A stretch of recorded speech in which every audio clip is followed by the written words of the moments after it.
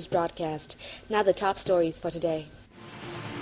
Meeting held in Ho Chi Minh City to mark anniversary of the liberation of the South and national reunification. War veterans look back on the diplomatic struggle to ensure the enforcement of Paris Accord during more than 800 days at Davis Camp. Disbursement of foreign direct investment hit $3.61 billion in the first 4 months of the year.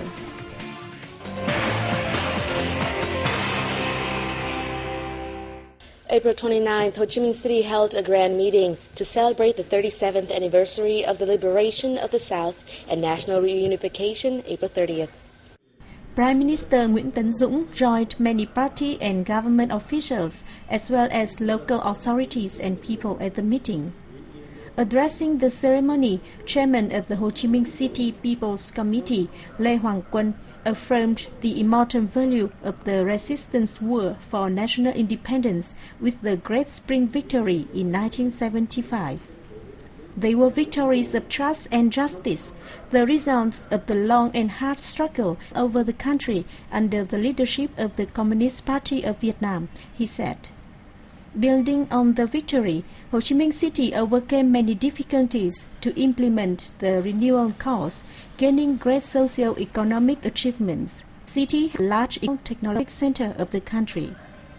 On behalf of the party and state, Prime Minister Dũng presented the title Hero of the Armed Forces to 3 units and 6 individuals of the city.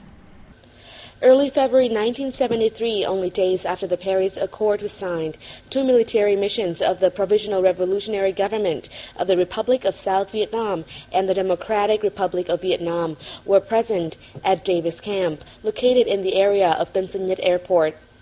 When the last U.S. troops withdrew from South Vietnam, Vietnamese officials and soldiers continued to stay here to fulfill their missions to monitor the implementation of the Paris Accord. This place was formerly Davis Camp, named by the U.S. to commemorate soldier James Thomas Davis, who died in battle in South Vietnam. The camp was located in a military zone southwest of the Tân Sơn Nhất Airport. The use of the military for isolate Vietnamese craft under in the camp. They arranged more engines in an aircraft repairing workshop, and they operated all day and night. The aim was to make us stressful. However, we still overcame those difficulties and fulfilled our missions during 823 days and nights. We stayed there until the last minute when Saigon was completely liberated. No one among us was a traitor to the nation. Today, the soldiers who had lived in Davis Camp have a chance to sit together in the home of Colonel Nguyễn Văn Khả. They all are at the age of 60 and 70, even 80. 37 years after the complete victory, some have died, but the memories of the time when they were involved in the diplomatic struggle, demanding the U.S. side observe the Paris Accord and withdraw troops from South Vietnam, remain intact among the soldiers. It's patriotism that helped all people, including me, overcome difficulties and tensions. When the country is invaded, all young people, including women, have to fight the invaders. During the 823 day and night military diplomatic struggle amid the enemy, the genuine and bring a memory Phạm Văn Long people and they cannot hang the flag or a substituting street flag at that flag. 3 days of struggling forced the U.S. Army to withdraw its troops from South Vietnam. Davis Camp became a bright symbol and marked a milestone in the art of military diplomacy of Vietnam.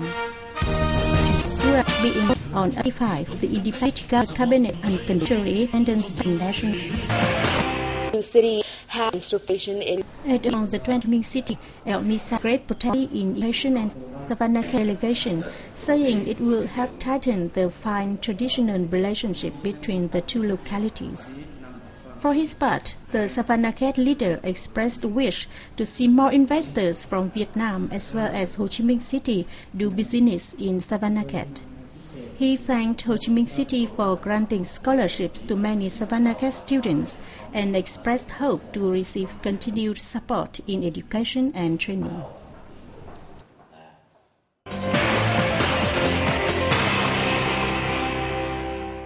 According to the Foreign Investment Statistics, disbursement of foreign direct investment hit $3.61 billion in the first 4 months of this year, representing a modest decrease of 0.3% year-on-year.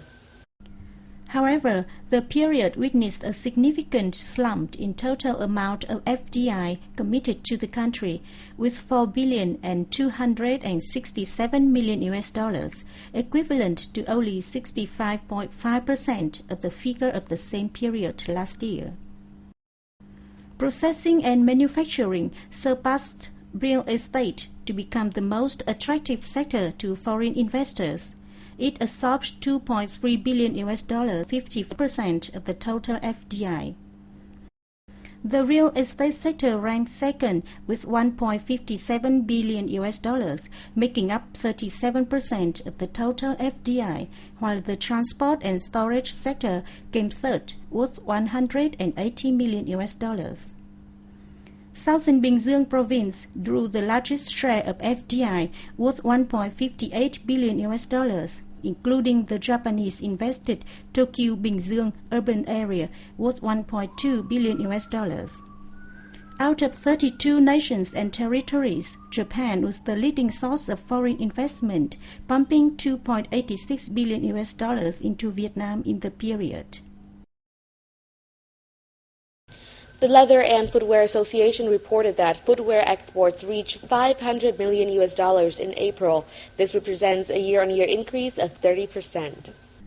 The April earning helped bring the total export value of the sector fell 20 and 30% compared to the same period last year, and very few businesses won export contracts from foreign partners until the end of the second quarter. In addition, Vietnam's footwear sector is also affected by changes in ordering procedures and the stricter standards demanded by large markets such as the US, the European Union, and Japan. America, as in ancillary footwear. And we are coming and happy.